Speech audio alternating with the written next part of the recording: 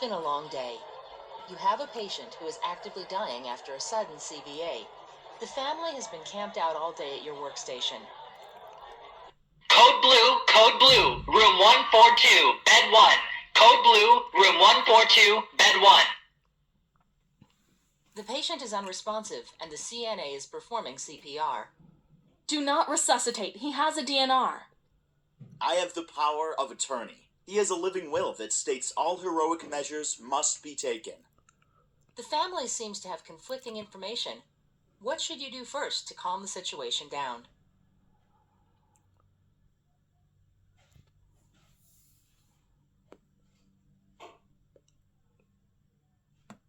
Escort the family out while calming them down.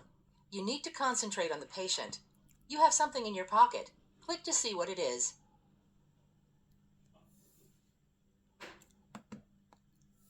Keeping these cards in your pocket can be critical, as in this instance, it helped to confirm that the patient was indeed a DNR upon admission to the floor.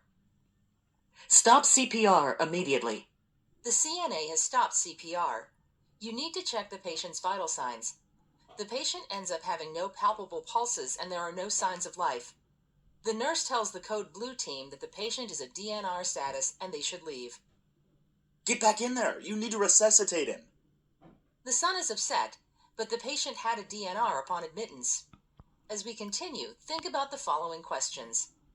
Did the nurse have a crucial role to play in this situation? If so, what was it? What responsibility, if any, does the family have in a situation like this? What responsibility, if any, did the patient have in this situation?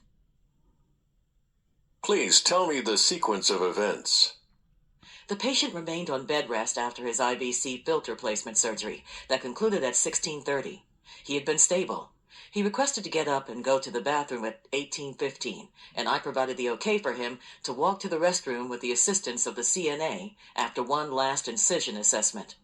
The CNA reports that while getting him out of bed, it was discovered that the oxygen tubing was too short. She left to get longer tubing for the patient's oxygen, leaving the patient under the supervision of his daughter. When the CNA got back, he found the patient had taken the oxygen off and left it on the bed as he tried to get up on his own, despite the pleading of his daughter not to. She witnessed the collapse and yelled for help as the CNA was returning to the room. The CNA, unaware of the DNR status, began CPR and called a Code Blue. The doctor is satisfied with the report. He asks to speak to the family. Can you all please come with me so we can talk? I am going to sue this hospital. You overhear the outburst. Your intuition tells you you are going to court.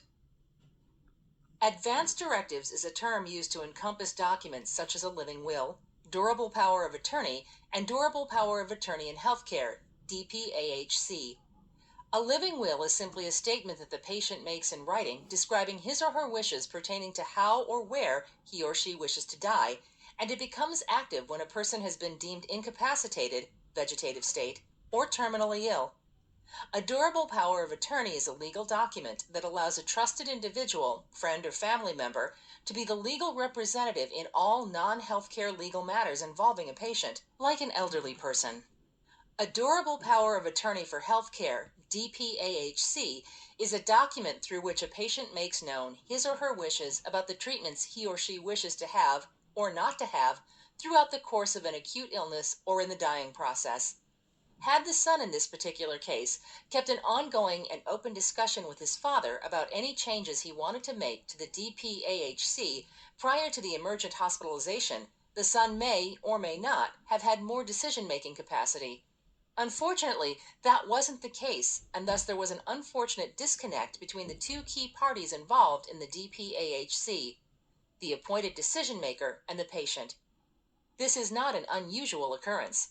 A recent study expands on this by stating, when discussions about end-of-life preferences do take place, they frequently lack the clarity and detail needed by significant others and healthcare providers to honor their preferences. Clinical scenarios like this are tenuous at best, and more so if a family is in disagreement with each other or their loved one at the time of an arrest or when actively dying.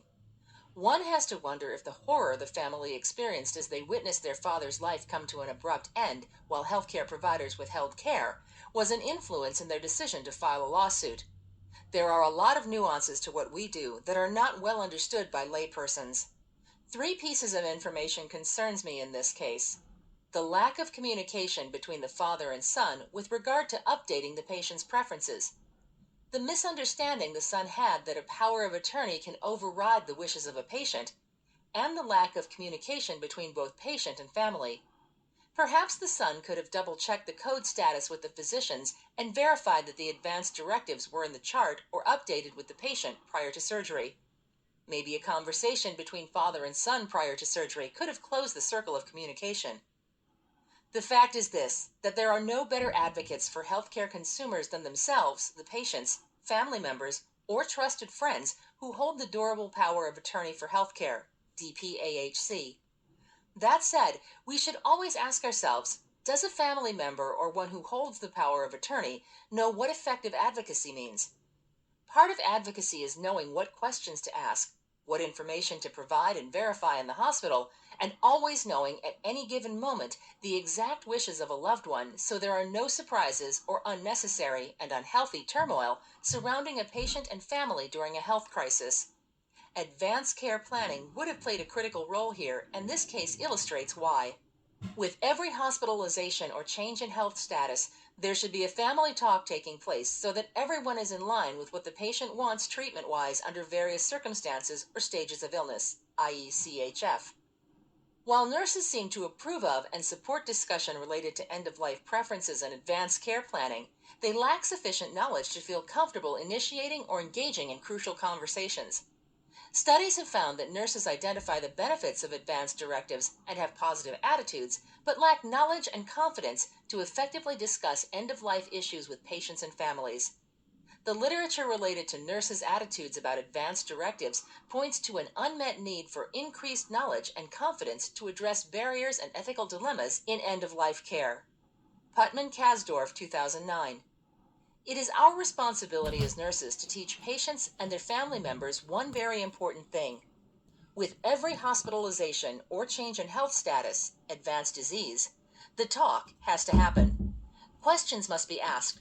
Advanced care planning doesn't stop once an advanced directive is signed. The concept is a living thing. The patient's voice must remain front and center during each discussion and healthy death.